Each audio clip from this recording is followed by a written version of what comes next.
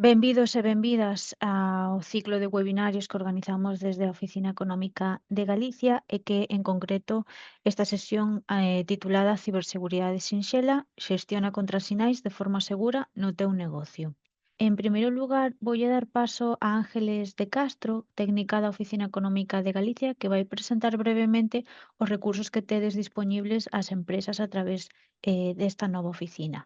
E logo xa continuará Guillermo Orio, que é administrador de sistemas e experto colaborador da Oficina Económica, coa presentación da temática de hoxe. Entón, como vos dicía, empezamos con Ángeles, benvida.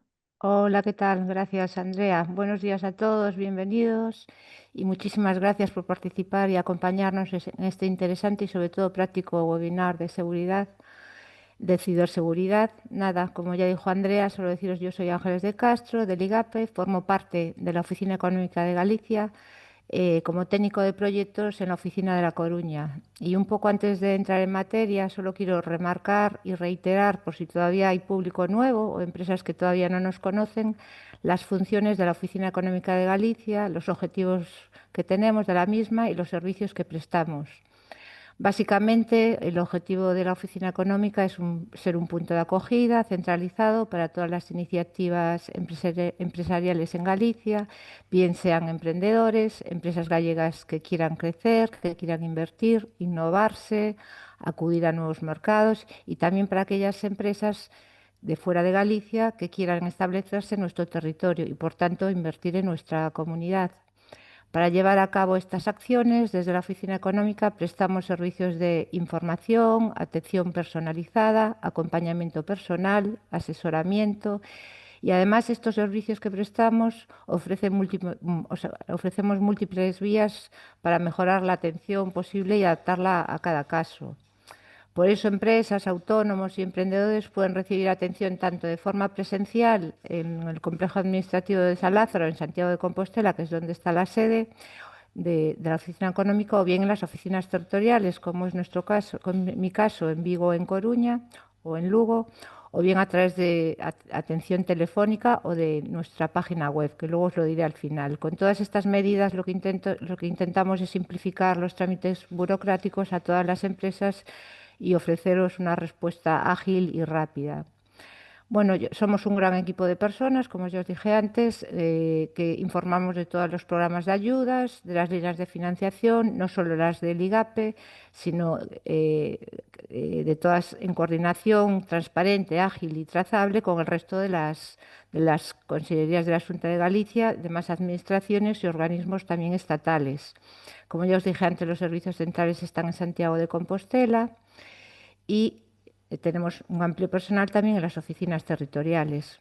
Además, disponemos, como es el caso de Guillermo, de más de 100 profesionales expertos para prestar servicios de forma gratuita en diferentes ámbitos, como puede ser ámbito general, orientar a apoyar proyectos que necesiten un plan individualizado de apoyo, o bien en otros ámbitos más específicos, como pueden ser energía, innovación, industria, competitividad, emprendimiento.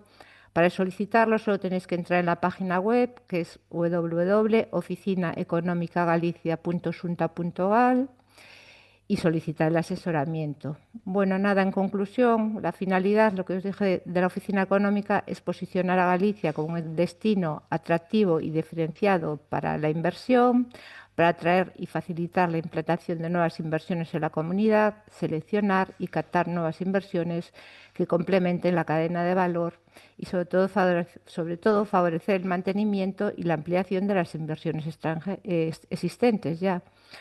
Nada, os animo a que visitéis nuestra página web, podéis contactar con nosotros a través de la página web, a través de un cuestionario web, correo electrónico, teléfono de contacto, podemos hacer una visita presencial, una reunión presencial, una reunión virtual, o bien, como os dije antes, llamando al 900-815151. Bueno, muchas gracias por haberme escuchado. Sin más, doy paso a Guillermo, experto colaborador de la Oficina Económica, que nos va a explicar este interesante y práctico webinar.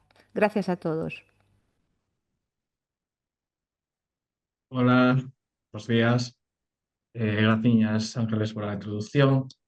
Eu son Guillermo, como xa dixo Ángeles, administrador de sistemas, e hoxe vou falar un pouco dun tema que nos toca a todas as empresas, independentemente do seu tamaño ou da súa actividade, que é como gestionamos os contrasinais que temos nas nosas empresas de maneira segura. Nestes últimos anos é un tema bastante en boga porque a ciberdelincuencia e os ciberataques cada vez son máis comuns.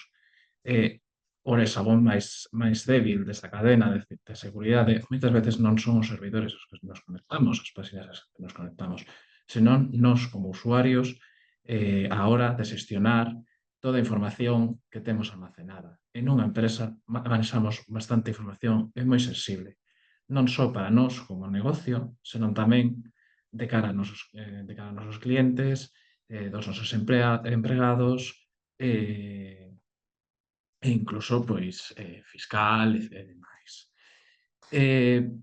Comenzando un pouco, imos tratar tres grandes puntos, un pouco falar a que nos referimos con as nosas credenciais, que son os sistemas de xestión de credenciais, e por último, imos facer unha pequena demostración práctica dun deles, que é Password.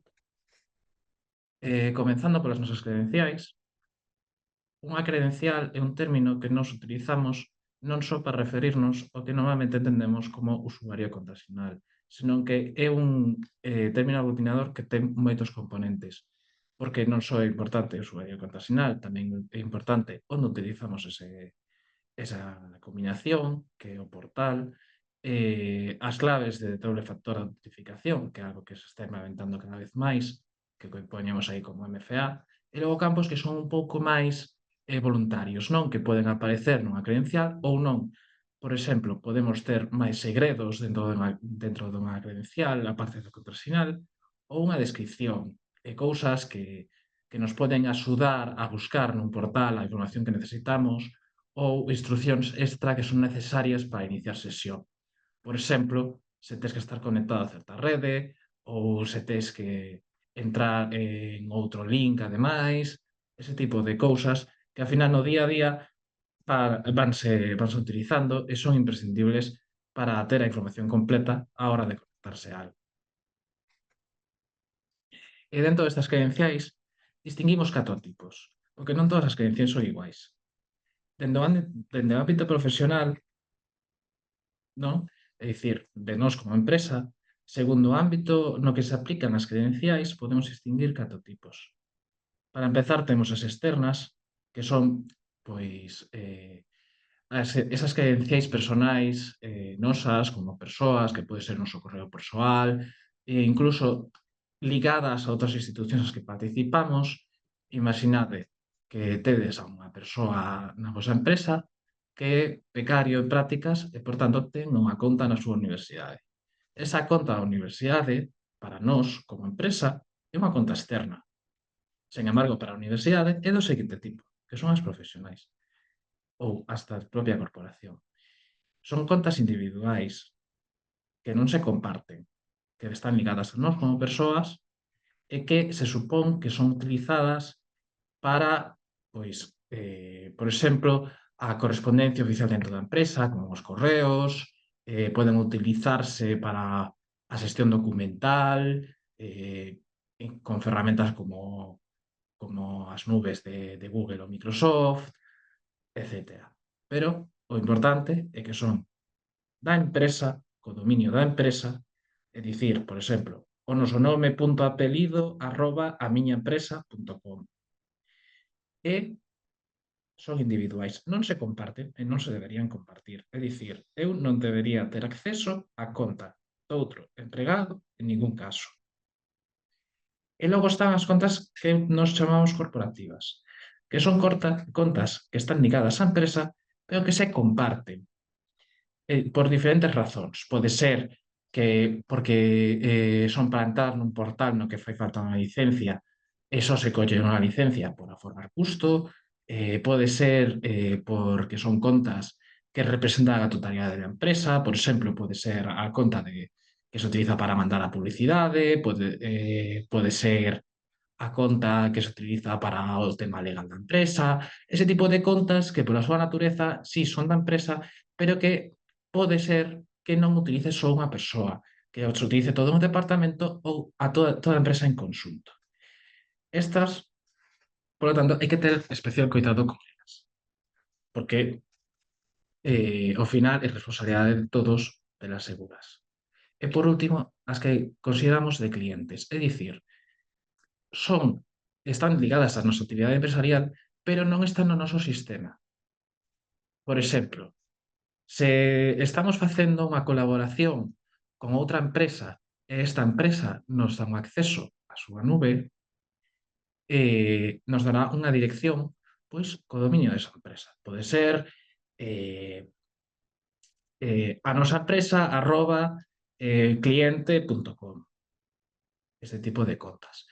E as temos que ter custodiar con especial cuidado, porque non só é pola nosa propia seguridade, tamén é pola imaxe que damos aos clientes, cuyas credenciais temos, e ao seu sistema.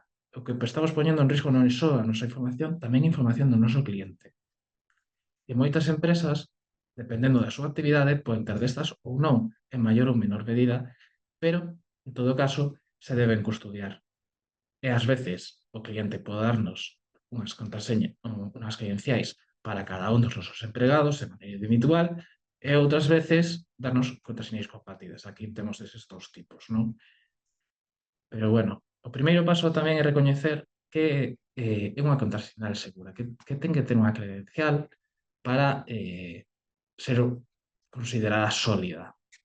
Primeiro, un pouco que xa todos facemos, non? O deberíamos facer, que por contrasinais longas, non? Cada vez máis os portais nos din non, tes que poder poñer máis de 8, máis de 12, máis de 16 caracteres. Sempre é mellor poñer un pouco máis do que nos piden. Tamén teñen que ser complexos, é dicir, ter diferentes caracteres especiais, números, mayúsculas, minúsculas, etc. Xa non sabemos os raras que quedan ao final. Únicas, todos sabemos, todos temos algunha contrasinal que utilizamos en moitos sitios a vez, e iso é unha moi mala práctica, porque se alguén descubre o noso contrasinal nun sitio, podería chegar a entrar no resto dos sitios onde temos ese contrasinal. Tamén teñen que estar resguardadas, e isto é moi importante. Non se poden ter nun documento Word, nun Excel, nun OneNote, nin calquera outro tipo de documento de texto normal e corrente. Non se pode ter tampouco nun post-it na pantalla do ordenador, nin debaixo do teclado, nin nunha libreta que está nun caixón completamente accesible, porque calquera podería chegar a velos. Con maior ou menor dificultade, calquera podería chegar a velos. E iso é unha brecha moi grande de seguridade. Teñen que estar guardadas de maneira encriptada. Tamén teñen que ser efímeras, porque as brechas de seguridade existen, e pode ser que os nosos contrasinais se filtren. Entón, se copiamos os nosos contrasinais de maneira máis ou menos periódica, por exemplo, cada 9 meses, cada ano, cada 6 meses, dependendo da criticidade do sistema, facemos que sexa moitísimo máis difícil que haxa un acceso indebido. Ademais, os contrasinais teñen que ter un acceso restringido, non é obvio, non imos poñer a todo o mundo un acceso ás nosas contas. É dicir, moitas veces, cando temos contas compartidas, as poñemos nun acceso público para todo o mundo. Eso tampouco pode ser. Só ten que ter acceso as persoas que deben acceder. Non toda a empresa, non todos nós. Só que debería acceder. É moi importante estudar realmente a quen lle fai falta ese contrasinal. Porque cantas máis persoas teñan acceso a un contrasinal, máis insegura é. Como dicía antes, ao final as persoas somos o eslabón máis débil. É moito máis difícil controlar que as persoas carten os seus contrasinais ben, etc. Se tes 35 persoas utilizando unha mesma contrasinal, que son as 3 persoas que realmente utilizan ese servizo. Por último, deben ser impersoais, é dicir, na medida do posible, non conter información persoal do usuario, nin o número de teléfono, nin a data de nacemento, nin a data da boda, nin a data de nacemento dos fillos, que son algo moi típico, nin o noso nome, nin as nosas iniciais, ese tipo de información, non? Por que? Porque dentro dos ciberataques hai moitos que son, digamos, a forza bruta, a bulto, a intentar coller o que teñas a man, non? Que pode ser de dicionario, etc. Pero tamén hai outro tipo de ataques que poden chegar a ser máis perigosos, que son os que van xa dirixidos hacia un usuario concreto. É dicir, se ti, por exemplo, eres o dono da empresa ou tes un cargo importante que ten certa notoriedade pública, non? É dicir, que a xente sabe que posiblemente teñas accesos valiosos, é posible que estude o teu carácter e os teus datos para poder intentar adiviñar as túas contas sinais. Entón, por iso deben ser impersoais. Sempre, na medida posible, impersoais. E agora, o que dicíamos antes das claves de doble acceso, estáse pondo tamén moi de moda e bastante boa ferramenta, aínda que poda parecernos incómoda moitas veces, que é os códigos de doble autentificación. É dicir, reforzamos o noso contrasinal con unha ferramenta extra para limitar o acceso. Tens que ter o contrasinal e aparte, pois, tens que ter o código que te chega ao móvil, que te chega ao correo, etc. Xa faz máis difícil que alguén, incluso sabendo a contrasinal, poda acceder ao teu sistema. E agora estaréis pensando, todo isto é moi complicado. É moi complicado de manter, porque se tens que estar cambiando as contrasinais, se tens que ter contrasinais que son basicamente imposibles de memorizar, os tens que ter seguros, etcétera, etcétera, etcétera. Iso é difícil de ter, certamente. Para iso están os sistemas de xestión de contrasinais. E todavía é máis difícil se as temos que compartir. Porque claro, se eu teño que renovar a contrasinal e aparte dicirlle aos meus teus compañeiros, cambio de contrasinal, agora o novo contrasinal é este. Pois pode incluso causar unha disrupción operativa. Entón, do que vamos a falar hoxe é ferramentas que nos axudan a evitar todas estas dolencias, non?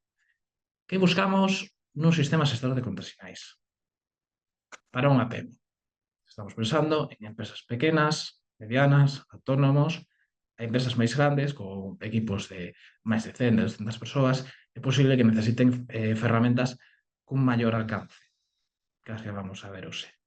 Pero bueno, o básico, que isto é universal, é que se encripte os datos que guardamos na ferramenta, é dicir, que aínda que alguén teña acceso aos arquivos, non poida saber o que realmente está escrito. Isto faise con certas tecnoloxías de encriptación, con claves e demais. Despois, que nos facilite o autocompletado de contrasinais. Isto tamén é moi cómodo e nos axuda a poder traballar de maneira máis rápida. Que sexa amigable para o usuario, é dicir, que non teña moita complicación a hora de configurar e a hora de utilizarse, que sexa asequible, porque ao final as pequenas e medianas empresas non poden facer unha grande inversión en licencias, en infraestructura e demais. Esa é outra característica que estamos buscando neste caso, que permita un maior ou menor nivel de colaboración, é dicir, que entre nós podamos compartir certas contrasinais se queremos e bueno, poder facer na medida do posible un granulado dos permisos ou dos accesos aos que ten cada un. Despois, algo que tamén é ideal, que sexa multiplataforma, é dicir que podamos acceder, por exemplo, dende móvil, dende Windows, ou dende Windows e dende Mac, etcétera, etcétera, etcétera. Aí hai posibilidades infinitas de plataformas nas que pode chegar a ser compatible o sistema, non? Que sexa de código aberto e auditada. Estos son dous términos que poden parecer un pouco máis crípticos, nunca mellor dito a palabra. De código aberto, dicir que a ferramenta teña un código que sexa accesible e, por tanto, revisable para atopar fallas de seguridade e demais, e auditada precisamente iso, que de maneira periódica sexa revisada por expertos en materia de ciberseguridade para atopar fallas, atopar correccións a facer, melloras, temas de privacidade, etcétera, etcétera, etcétera. Algúns das opcións que tenemos hoxe no mercado, que son máis ou menos coñecidas, son as que podemos ver aquí. Evidentemente, a frase que poño de título, un sistema para dominarlos a todos, non existe. Cada empresa ten un contexto, ten un tamaño, ten unha actividade, ten unhas circunstancias que fan que non todas as soluciones sexan a mellor. Dependendo do teu contexto, hai solucións que van a ser moito máis óptimas que outras. Algúns dos que solemos coñecer, usar, co que estamos familiarizados, é, por exemplo, o que vemos aquí, non? Os xestores de contrasinais dos navegadores. Todos os utilizamos de vez en cando e demais. Cales son os problemas? A súa encriptación é moi branda, non é moi sólida, non te dá ferramentas de auditoría, non publican os datos os navegadores sobre cando son auditados e os resultados das auditorías que sufren. Logo temos outros tipos de xestores tamén moi coñecidos, por exemplo, os dos propios sistemas operativos e sistemas móviles, como os do iPhone, que é algo que a maior parte de usuarios de iPhone din que están encantadísimos con el, pero tamén a nivel de auditorías, privacidade e demais, non hai moita información, Apple non é moi demasiado claro con el. Debaixo presentamos tres alternativas modernas de sistemas especializados na xestión de contrasinais. O primeiro deles, con este símbolo azul, Bitwarden, logo os escribo polo chat os nomes, é un sistema que está pensado para dúas persoas, que se pode aloxar na nube, que de maneira gratuita para un usuario tal, que pode ser factible para empresas moi pequenas, que teñan 2, 3, 4 empregados, e de forma sinxela te permite de maneira síncrona acceder aos mesmos contrasinais en diferentes equipos. É dicir, cumpre esas condicións. Se xa queremos unha xestión máis avanzada, con máis persoas e demais, sí que teríamos que ir nas opcións de pago esta ferramenta. Logo, á dereita de todo, temos Keepas. Keepas ten un paradigma, non? Como ferramenta, algo diferente. Non está na nube, en ningún caso. É unha aplicación de escritorio. Un arquivo encriptado en escritorio. Entón, que vantaxes pode ter?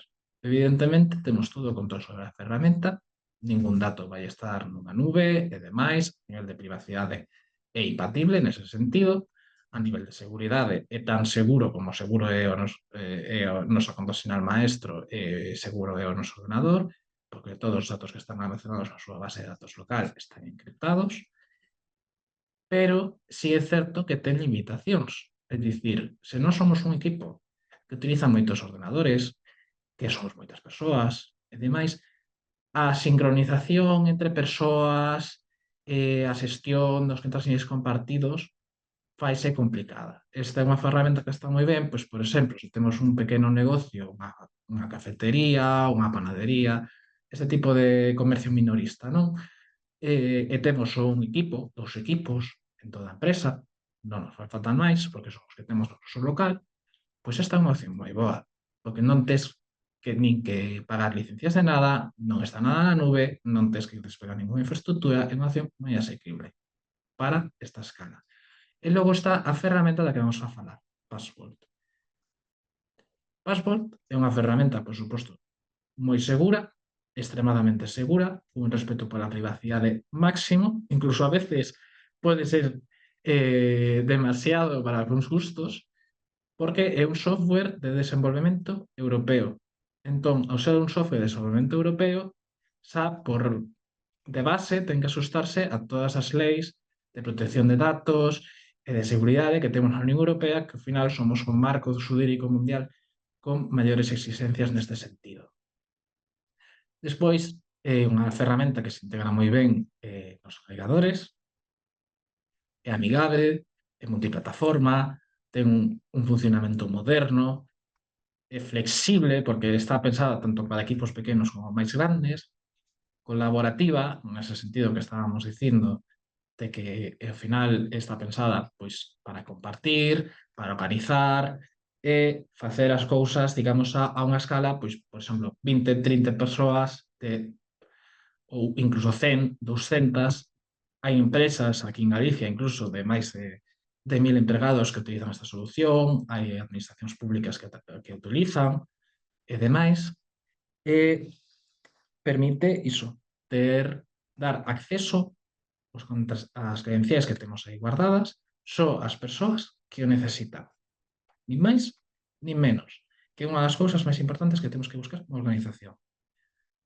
Por último, é de código aberto, o que dicíamos antes, é gratis, entrecomillado, porque eu digo, ten unha versión gratuita extremadamente potente que podemos alosar nos na nosa propia infraestructura. É certo, necesitamos un servidor para poder ter Passbolt, porque fai unha arquitectura cliente-servidor, é un sistema centralizado.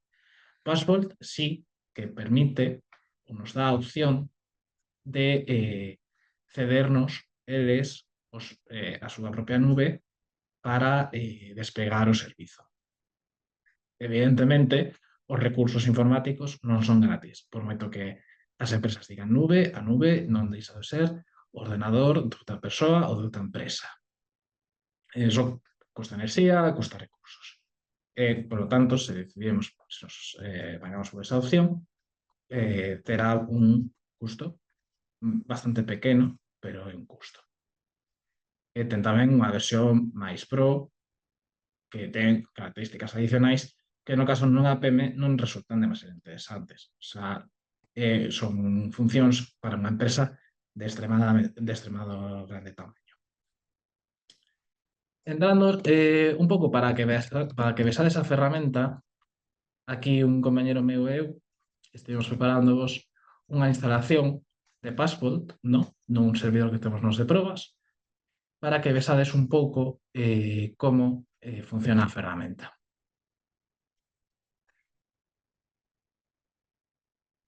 Passbolt, como dicía, é unha ferramenta que se integra nos navegadores, é dicir, nós, para acceder ao Store, temos unha extensión e unha páxina web.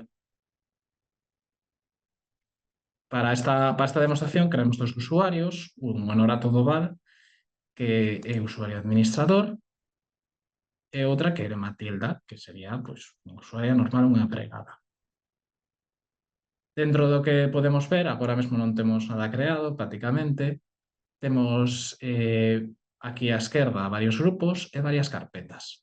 Estas carpetas que teñen o simboliño da persoa son carpetas compartidas, é dicir, se nos accedemos aquí a compartir, podemos ver quen ten acceso a cada carpeta e con que permisos. Por exemplo, neste caso, o grupo de administración, o que pertence ao Honorato, é o propietario da carpeta e polo cal pode crear novos contrasinais, editar os existentes e demais dentro da carpeta.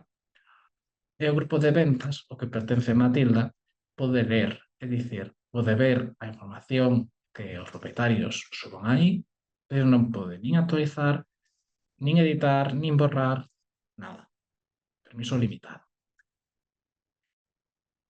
Por exemplo, se nos entramos aquí, proveedores, que é unha das carpetas compartidas, e creamos unhas credenciais, podemos ver que nos pide certa información. Un nome polo que queremos guardala, despois por Gmail, por decir unha típica contrasinal que podemos ter todos, non? Unha URI, que é o que utiliza o sistema para despois poder facer o autocompletado. En este caso, como é unha conta de Google, pois tendría que ser ons.google.com, nome de usuario, podemos poner proba, non? Para facer tal. E despois temos aquí a casilla da contrasinal. Xa o propio Passbolt nos permite xerar contrasinais seguros e moi fortes. E incluso nos evalúa o forte que é o noso contrasinal. Non nos forza a dicir se queremos poñer unha contrasinal insegura, podemos, darnos un aviso e incluso a ferramenta é capaz de avisarnos se a contrasinal que estamos poñendo foi exposta nun ciberataque en algún momento. E como vemos, a que nos usire, pois é moi sólida. e podemos incluso dicirlle como queremos que sexa a contrasinal. Pois se queremos que sexa máis longa, podemos poñerle máis caracteres, se non nos admiten paréntesis, podemos quitalos, etcétera, etcétera, etcétera. Temos moitas opcións. Tamén podemos agregar outros campos personalizados, o que dicíamos antes de que as credenciais ás veces teñen máis segredos, TOTP, que para poder utilizar Passport como ferramenta para facer a doble autentificación, que isto en contas compartidas é moi importante, porque ti imagínate que o Honorato ten acceso a un portal en concreto, vaise de vacacións, Matilda intenta entrar e ten que pedirlle o código ao Honorato. A ninguén lle gusta que lle faciliten as vacacións para pedirte un código. E ao final pode ser que o Honorato este ocupado, non lle pode contestar, en unha hora e dous, se lle pase, e a ausencia sobrepase a Matilda para poder acceder, porque ten unha reunión ou porque aquela outra cousa, non? Entón, danos este poder para poder centralizar a xestión. Tamén podemos poñer unha descripción, podemos poñer un montón de cousas. A creamos, ese, por exemplo, accedemos a Gmail,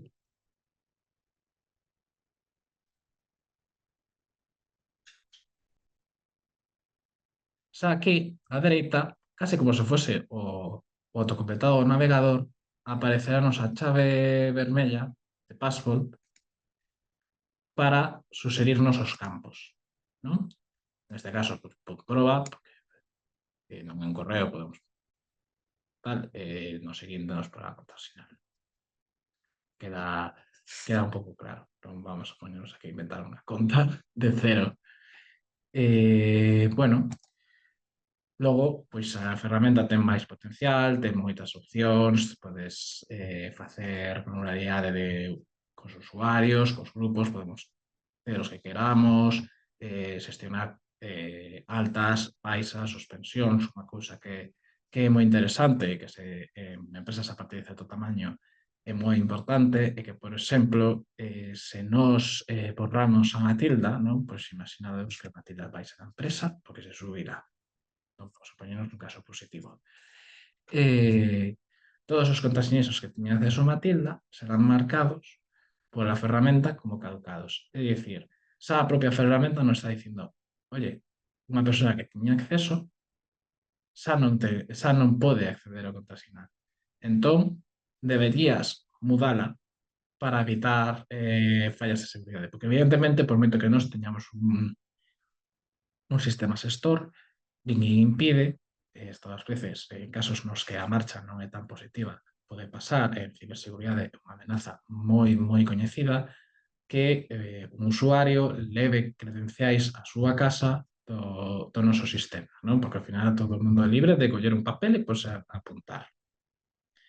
E hai xente, é un ciberataque moi común, que sexan antigos empregados, antigos na nosa empresa, etcétera, os que fagan accesos indebidos aos nosos sistemas despois da súa marcha. Entón, Passport xa ten esa medida nativa de seguridade, de dicir, non estamos de baixa aquí no sistema, por favor, mude os contrasinais as que esta persoa tiña acceso. Iso é algo moi importante a nivel de seguridade, non vos creeríades a cantidade de veces que este o orixe dun ataque. Por iso é importante implantar sistemas deste tipo. Podemos cambiar os contrasinais sen que o resto do equipo se vexa interrompida a súa operativa, podemos guardalas de maneira encriptada, podemos acceder dende diferentes plataformas e podemos facer unha xestión moi extensa e moi intensiva de todo o que guardamos para ter seguridade na nosa empresa, que a seguridade de calquera empresa empeza polos contrasinais. Xa que é o que todos temos. Non todas as empresas teñen infraestructuras enormes que teñen que asegurar, ni nada, pero todas as empresas, e incluso todas as familias, temos contrasinais, temos credenciais, credenciais con datos moi valiosos, contrasinais que deben estar seguros. E con isto, xa concluo, e daríamos paso ás preguntas. Moitas grazas pola vosa atención.